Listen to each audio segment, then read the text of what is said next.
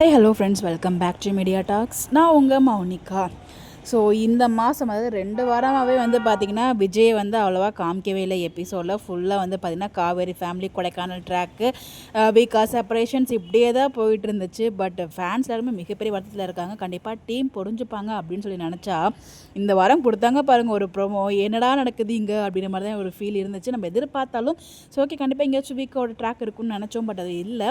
இதில் விஜய் பார்த்திங்கன்னா 2 நாள் டைம் காவேரி கொடுத்துட்டு போயிருப்பாங்க. அதுவுமே முடிஞ்சிடுச்சு. ஸோ இப்போ காவேரி என்ன முடிவெடுக்க போகிறாங்க, அதை விஜய் கிட்ட எப்படி சொல்ல போகிறாங்க, அது விஜய் எப்படி ரியாக்ட் பண்ண போகிறாரு அப்படிங்கிற ஒரு ட்ராக்குக்காக நான் ரொம்ப ஈகராக வெயிட் பண்ணிகிட்டு இருக்கேன்.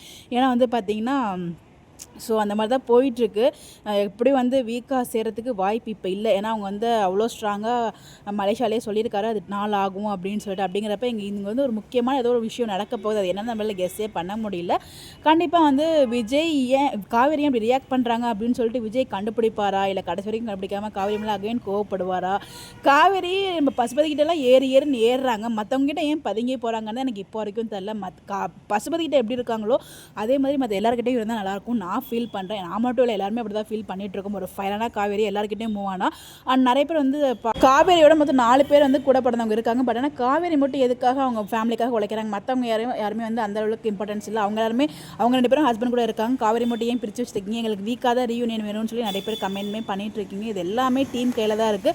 கண்டிப்பாக ப்ளீஸ் பாசிட்டிவாக கொஞ்சம் ட்ராக் மூவ் பண்ணுங்கள். அப்போ தான் உங்களுக்கு டிஆர்பியுமே இன்க்ரீஸ் ஆகும். ஃபேன்ஸுமே இன்னும் கொஞ்சம் இன்ட்ரெஸ்டிங்காக பார்ப்பாங்க. நீங்கள் 1000 எபிசோட்ஸ் வரைக்கும் கொண்டு போங்க, 1005 எபிசோட்ஸ் வரைக்கும் கொண்டு போங்க. அதில் எந்த ஒரு மாற்று கருத்தும் இல்லை. பட் ஆனால் கொஞ்சம் இன்ட்ரெஸ்டிங்காக வீக்காக்கான ட்ராக் கொடுத்து மூவ் பண்ணிங்கன்னா இன்னும் ரொம்ப ஹெல்ப்ஃபுல்லாக இருக்கும், ரொம்ப ஹாப்பியாக இருக்கும். உங்களுக்கு ட்ராக்குமே ரொம்ப சக்ஸஸ்ஃபுல்லாக மூவ் ஆகும். நான் ஃபீல் பண்ணல, மொத்த வீக்கா ஃபேன்ஸுமே இதுதான் ஃபீல் பண்ணிகிட்டு இருக்காங்க. ஸோ தயவு செய்து ட்ராக்கை கொஞ்சம் மாற்றுங்க, இதுங்களோட கைண்ட் ரெக்வஸ்ட்டு. ஸோ விஜய் என்ன முடிவெடுக்க போகிறாரு வெயிட் பண்ணி பார்ப்போம். விஜய் கொடுத்த அந்த 2 டேஸும் முடிஞ்சிடுச்சு. ஸோ காவேரியோட முடிவு என்ன, அதுக்கு விஜய் எப்படி ரியாக்ட் பண்ண போகிறாருங்கிறதா நெக்ஸ்ட் ஒரு ட்ராக்காக காத்துட்ருக்கு. வெயிட் பண்ணி பார்க்கலாம். உங்களுடைய கருத்துக்கள் மறக்காமல் கமெண்ட்டில் ஷேர் பண்ணுங்கள். உங்களோட பாயிண்ட் ஆஃப் வியூ கமெண்ட்டில் சொல்லுங்கள். அதை பற்றி நம்ம டிஸ்கஸ் பண்ணுவோம். Bye bye.